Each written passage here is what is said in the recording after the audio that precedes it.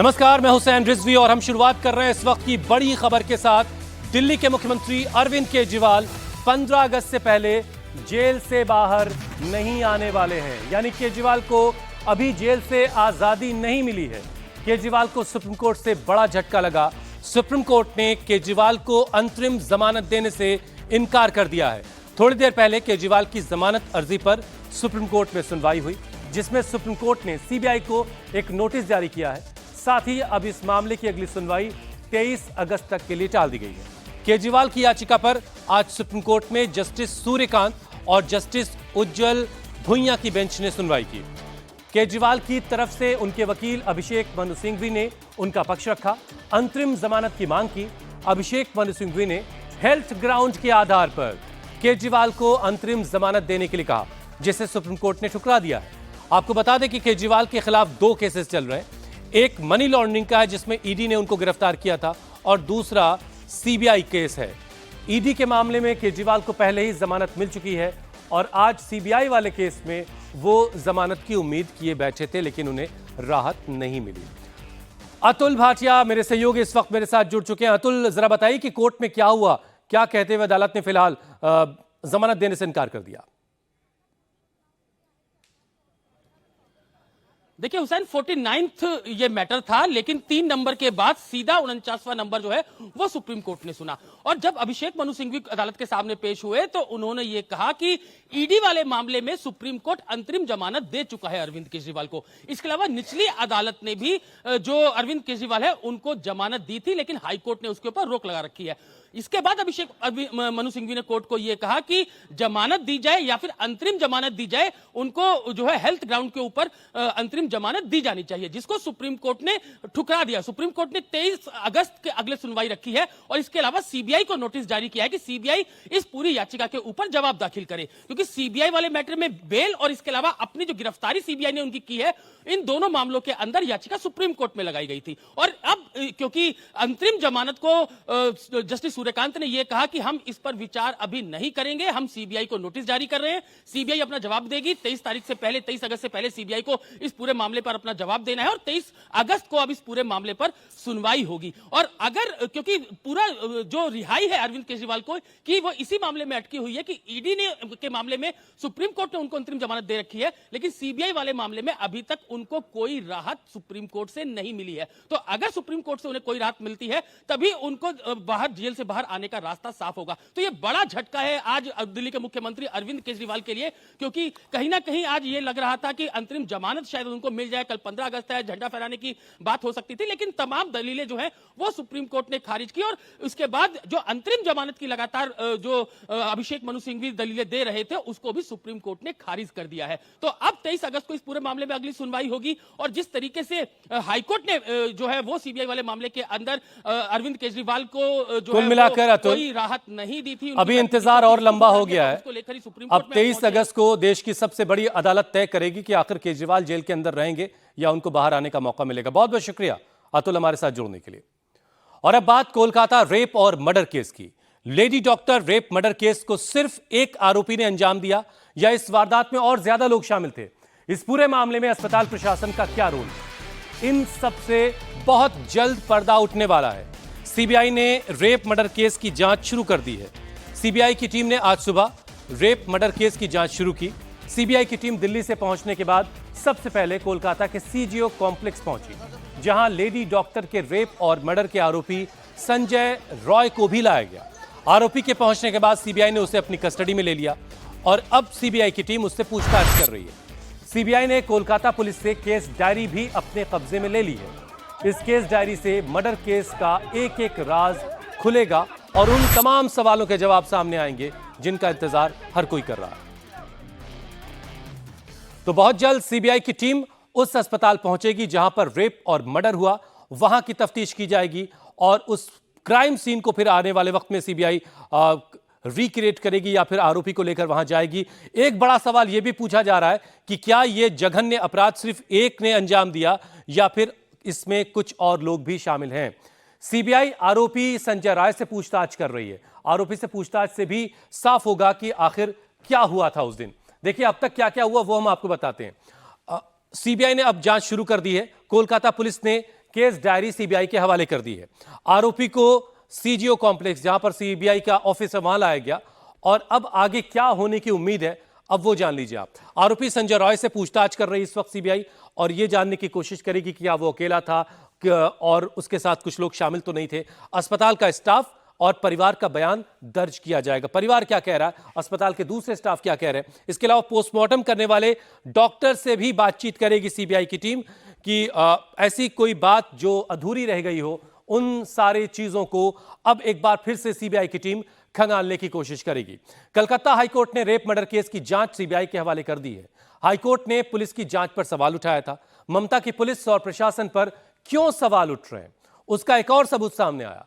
प्रदर्शनकारी छात्र इस मामले में पहले दिन से किसी साजिश का आरोप लगा रहे हैं और वो साजिश क्या हो सकती है, उसकी कुछ सबूत और सामने आए। देखिए, आरजीकर मेडिकल कॉलेज के एक्शन पर जिस तरीके से रिएक्ट किया, उस पर सवाल था। सेमिनार हॉल में ही लेडी डॉक्टर का मर्डर हुआ, वहीं रेप और मर्डर हुआ।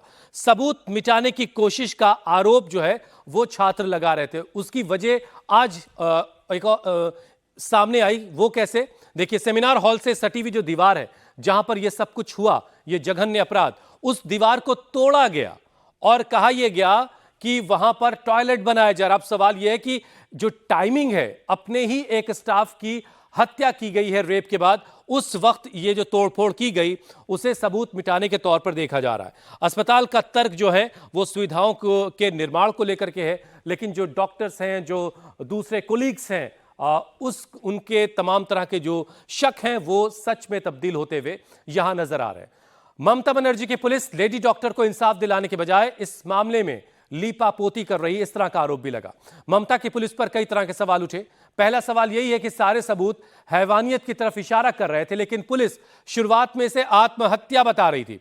अब देखिए, ग्राफिक्स की शक्ल में आपके सामने है ये।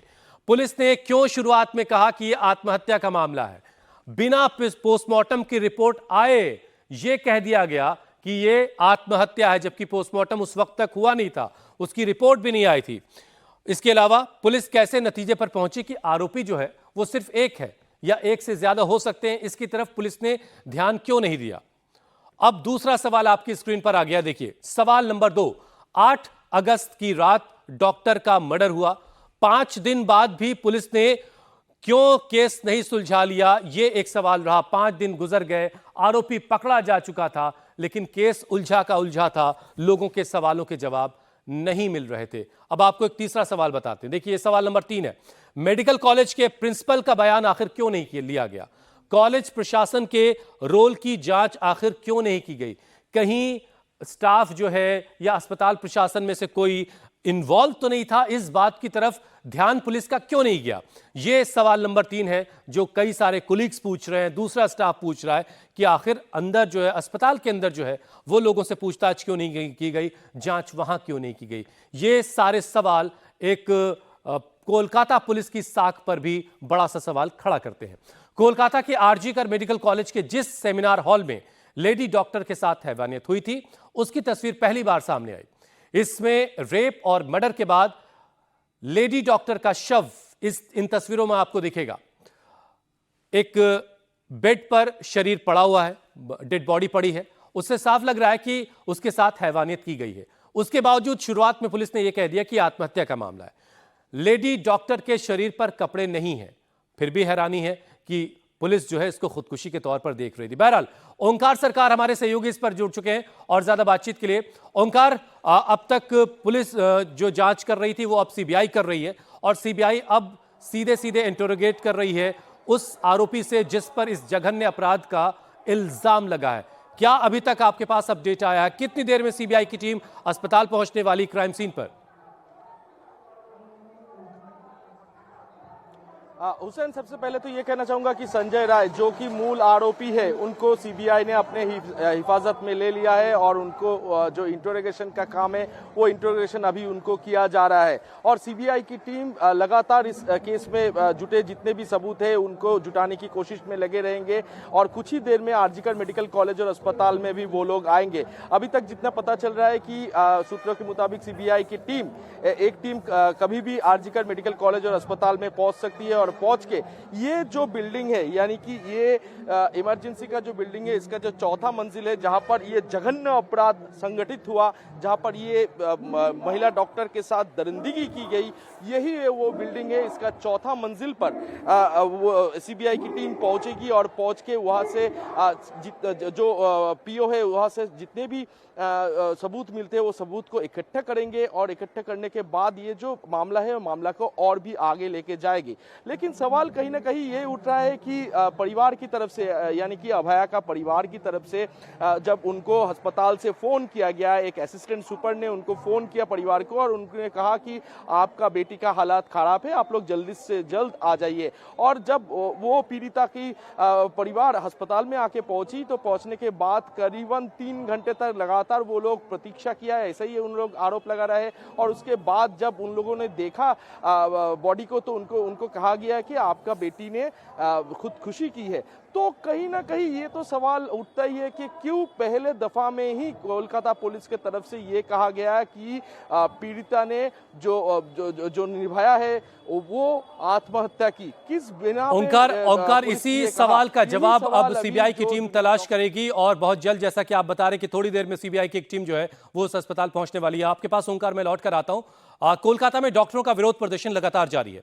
डॉक्टरों की मांग है कि सीबीआई पूरे मामले की सही ढंग से जांच करे और जो सच्चाई है वो सबके सामने आए। हड़ताल खत्म करने को इसी वजह से अब तक डॉक्टर्स तैयार नहीं है। डॉक्टरों की मांग है कि सीबीआई इस पूरे मामले को सही ढंग से देखे और जो आरोपी हैं उन्हें कड़ी से कड़ी सजा दी जाए। उनकी मांग है कि पूरी जांच निष्पक्ष तरीके से की जाए और जो सवाल इन तमाम लोगों के दिमागों में हैं उनके सवालों के जवाब भी जरूर मिलने चाहिए। जस्टिस दिलाने के लिए अभी भी आरजीकर मेडिकल कॉलेज और अस्पताल में धरना प्रदर्शन चल रहा है और सीबीआई आज आने वाले हैं। तो क्या कह रहे हैं इन आरजीकर मेडिकल कॉलेज अस्पताल के छात्र लोग? आज सीबीआई आ रहे हैं, क्या कहना चाहेंगे? कोर्ट मॉनिटरिंग जो सीबीआई इन्वेस्टिगेशन कोर्ट के तरफ से दिया गया है उसको हम वेलकम करते हैं। वेलकम करके हम लोग कुछ ग्राउंड ऑफ सस्पिशन रखना चाहते हैं। कोर्ट का जो ऑब्जर्वेशन गतकाल टीएसआर डे आया है उसमें कोर्ट परिष्कार मेंशन कर रहा है जे फ्रॉम द प्रिंसिपल एवं फ्रॉम द इंस्टीट्यूट तारा कोनो they are not lodge any FIR any written complaint but on duty assistant super they are busy with they are first call the family member they your child is unwell but after that your child got suicided. So what are the ambiguity? They got case a cure mess. That's why I demand a complete transparent investigation हो CBI के through से। ये हम लोगों का मांग है। हम लोगों को यही लगता है ये टेम्पर करने के लिए है, इसीलिए हम लोग बोल रहा है लोकल अथॉरिटी को इन्वेस्टिगेशन का प्रक्रिया के अंदर लाया जाए एवं इस लोगों को হচ্ছে যেটা যে जो डिमांड है इसको इंटरोगेशन किया जाए और इंटरोगेशन में सस्पिशियस पाया जाए तो अरेस्ट किया जाए। लेडी डॉक्टर के साथ दरिंदगी पर टीएमसी के छोटे से लेकर तमाम बड़े नेता खामोश हैं, चुप हैं। लेकिन टीएमसी सांसद सुखेंदु शेखर रॉय ने इस मुद्दे पर अपनी आवाज उठाई है। सुखेंदु शेखर ने कहा कि वो लेडी डॉक्टर को इंसाफ दिलाने के लिए आज डॉक्टरों के साथ धरने पर बैठेंगे। सुखेंदु शेखर ने शाम 5 बजे से रात 9 बजे तक प्रोटेस्ट करने का ऐलान किया है। कोलकाता में डॉक्टर के साथ हुई हैवानियत के बाद पूरे देश में गम और गुस्सा है। डॉक्टर प्रोटेस्ट कर रहे हैं। दिल्ली में एम्स राम मनोहर लोहिया के डॉक्टर भी विरोध प्रदर्शन में शामिल हैं। वहीं हैदराबाद के गांधी अस्पताल के डॉक्टर भी हड़ताल पर हैं। पटना से भी ऐसी ही तस्वीरें आई जहां प्रदर्शन कर रहे डॉक्टरों ने मार्च निकाला। मुंबई के भी कई अस्पतालों में डॉक्टरों ने प्रोटेस्ट किया है। कुछ ऐसी ही तस्वीरें गुवाहाटी मेडिकल कॉलेज से भी आई। डॉक्टरों की मांग है कि वो बिना सिक्योरिटी के ड्यूटी नहीं करेंगे। कैसे वो लोगों का इलाज करेंगे अगर उनको सुरक्षा नहीं दी जाएगी? नीतीश चंद्र इस वक्त हमारे सहयोगी पटना से सीधे जुड़ चुके हैं। नीतीश, पटना में भी डॉक्टर्स जो हैं प्रोटेस्ट कर रहे हैं। उनकी जो एक मांग है कि सुरक्षा दी जाए, बगैर सुरक्षा के वो लोगों का इलाज कैसे करेंगे, तो इसको लेकर के वहां कैसा भरोसा मिल रहा है? देखिए, कल पटना के एम्स के डॉक्टरों ने एक बड़ा प्रदर्शन किया था और आज पटना का एक दूसरा बड़ा अस्पताल है IGIMS, इस अस्पताल के डॉक्टर भी आज से हड़ताल में शामिल हो गए हैं और हम आपको तस्वीरें दिखा सकते हैं। ये तमाम जो डॉक्टर हैं एक जगह इकट्ठा हुए हैं और अलग अलग विभागों के ये डॉक्टर पूरे अस्पताल परिसर में अभी घूमते हुए प्रदर्शन करते रहे। तमाम जो पोस्टर उनके हाथ में थे, नारेबाजी हो रही थी। और इन डॉक्टरों का ये कहना है कि अब तक जो जांच हुई है वो जांच जो है, जिस दिशा में जांच सही तरीके से होनी चाहिए थी वो नहीं हो रही है। यहाँ डॉक्टर से उनसे बात करते हैं। ये बताइए, अब तो सीबीआई जांच की बात आ गई है कोर्ट के आदेश से, लेकिन अब तक जो जांच हुई है उस पर आप लोगों को क्यों शंका है? क्योंकि जो लगता है कि अभी तक जो एक्चुअल क्रिमिनल्स हैं उनका पता नहीं चला है।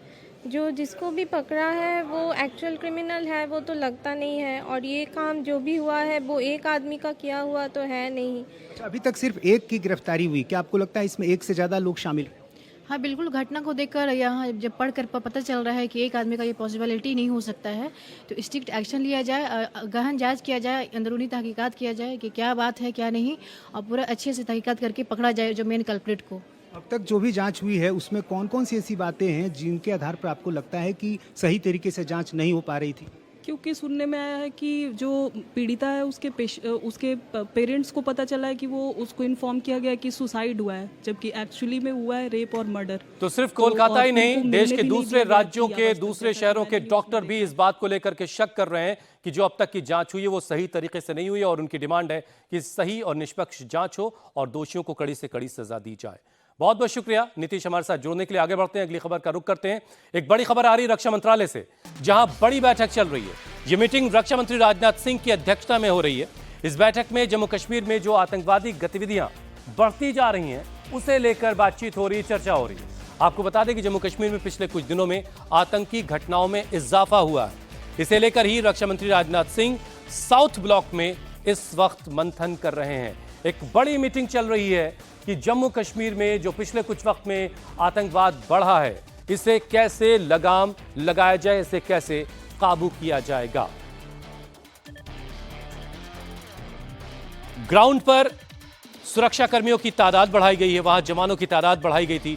हमने देखा था कि आर्मी चीफ ने दौरा किया था, और उसके बावजूद जो है वहां पर जो आतंकी घटनाएं हैं वो अभी थमने का नाम नहीं ले रही हैं। और इसी वजह से ये एक बड़ी मीटिंग इस वक्त साउथ ब्लॉक में चल रही है, जहां पर खुद रक्षा मंत्री राजनाथ सिंह मौजूद हैं अपने बड़े अधिकारियों के साथ। वो इस वक्त वहां पर बैठक कर रहे हैं। आखिर कैसे आतंकवादी गतिविधियों को रोका जाए, इसको लेकर के ये बड़ी मीटिंग चल रही है। मनीष प्रसाद हमारे डिफेंस एडिटर इस वक्त हमारे साथ जुड़ चुके हैं। मनीष, क्या अपडेट मिल रहा है आपको?